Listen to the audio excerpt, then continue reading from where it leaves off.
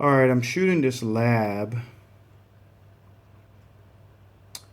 to give an overview and hopefully help answer some questions about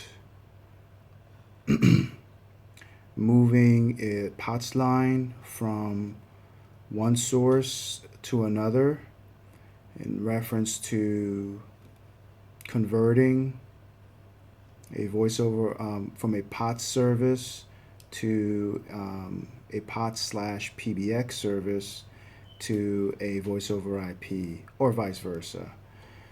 The customer, and this can be for any customer, but this customer we're working with is for Aaron's, and they are moving from a Panasonic PBX system to voice over IP.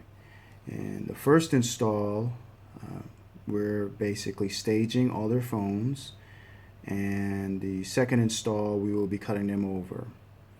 And during the first install, towards the latter part of it, we will be moving the alarm line. In our lab here, we will give alarm line number X. We will be moving that over to the fax line, and we will have fax line as number Y. You can see my typo there, so this is a lab now.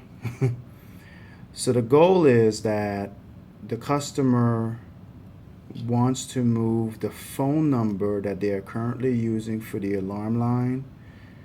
They would like to move that alarm line down to number Y,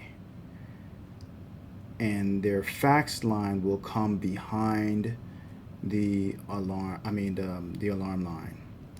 So to illustrate this, I've set up a demonstration to walk us through this. I made some assumptions. The inside wiring between the DMARC and the actual alarm line, there are no relays.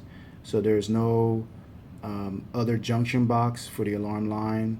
Also, there's no other extended DMARC between the main DMARC and the alarm panel. Basically, it's a home run. It's one cable going from the DMARC to the alarm panel, and the jack that's at the alarm panel is an RJ31X or a modified biscuit jack. And last but not least, that the alarm line and the fax line are on a 66 block. You may hear a word called MAC, and it's basically a term that's used whenever a customer is moving from one internet service provider or phone provider to another. So they're just switching phone providers.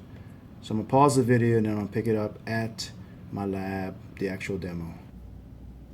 All right, so my lab is set up on my floor here, and the orange panel, 66 block here, I have it labeled with, let's move this over, number X. So this is the number, again, that's for the alarm line, and number Y will be whatever number it is that they are currently connected to for their fax. And you can see both lines are punched down. So if we can just visualize, you're able to determine and identify the alarm panel, and at the alarm panel you will see a biscuit jack.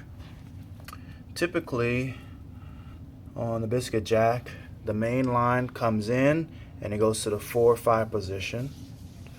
All right, and a true RJ31X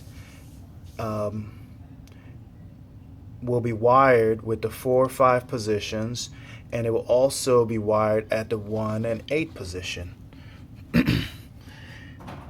So you can see how my pairs are set up here.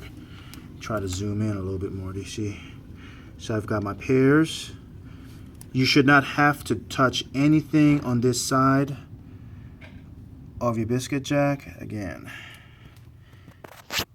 zoom in.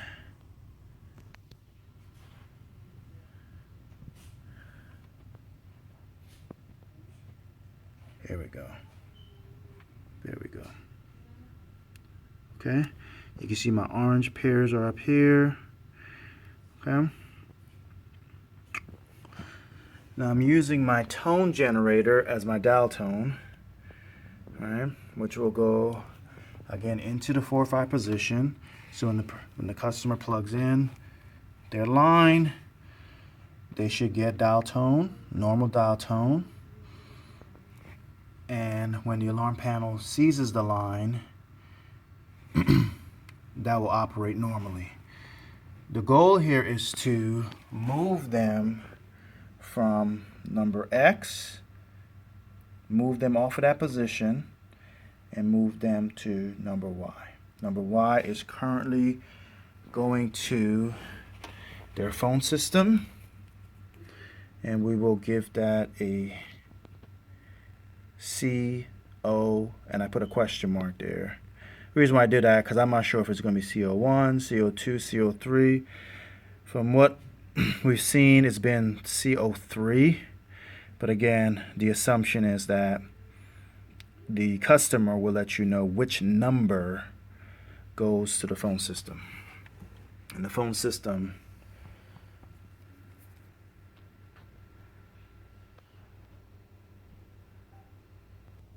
okay. Try to figure out this focus, and hopefully you can see this better now. So our goal is again to move the alarm line from number X down to number Y. So what I will do is I will disconnect the line, the main line at the D mark. You want to do it at the D mark. You do not want to change anything at the alarm panel. You don't want to, you just want to make sure that your phone number, and you will use your butt set.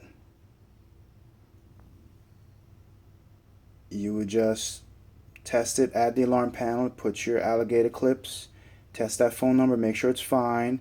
That is number X. You will just remove your termination. You would move your termination down to number Y. The second thing you would do is you would disconnect your current number Y. You have to take this off. The reason why is you cannot share the line as a primary for your alarm panel. You have to remove this. And I'll show you how to reconnect it properly. So I'm going to pause the video and I will move number X down to number Y, and then I'll show you the next step. Okay, I have rewired the cabling.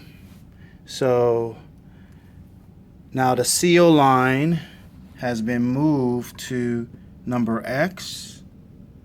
As you can see, here's our CO line. See, it's moved to number X, right?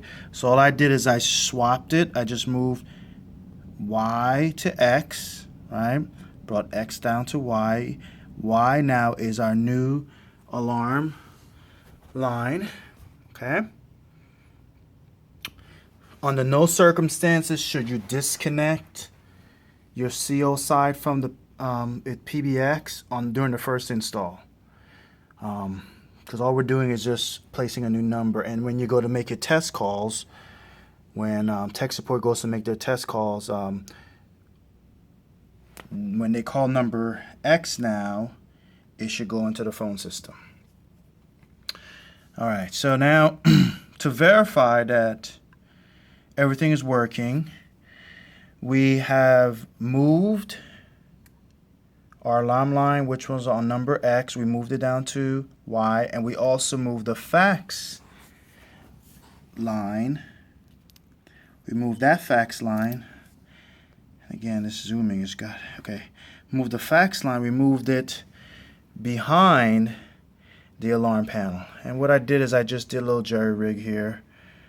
Sometimes this is punched down on the 66 block. You can use, like if it's an extra space, you can just punch it down, but in this situation I just twisted the end. So how did I do this?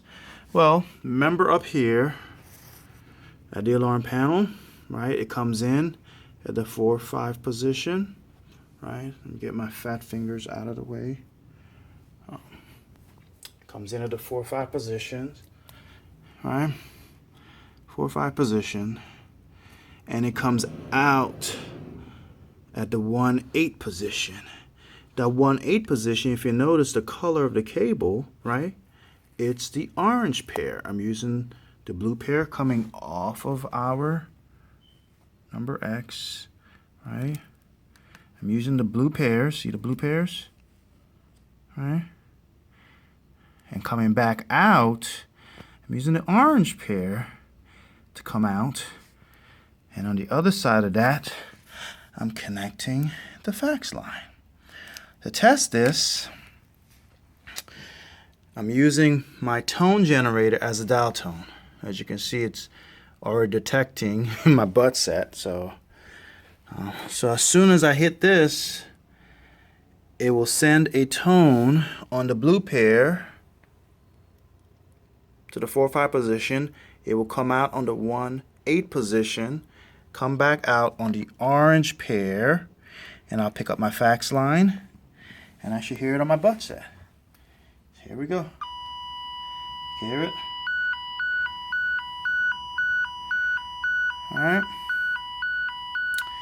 So once you're successful with that, you let tech support know you've moved the fax line up to whichever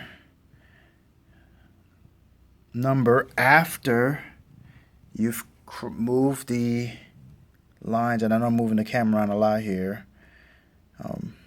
First thing we did is remove the alarm line, which was on number X. We moved it down to number Y. Once we did that, coming off of our jack at the alarm panel, you should not have to do any rewiring at the alarm panel. All we did is identify that it is coming off the 1-8 position, which was used in this situation, using the orange pair.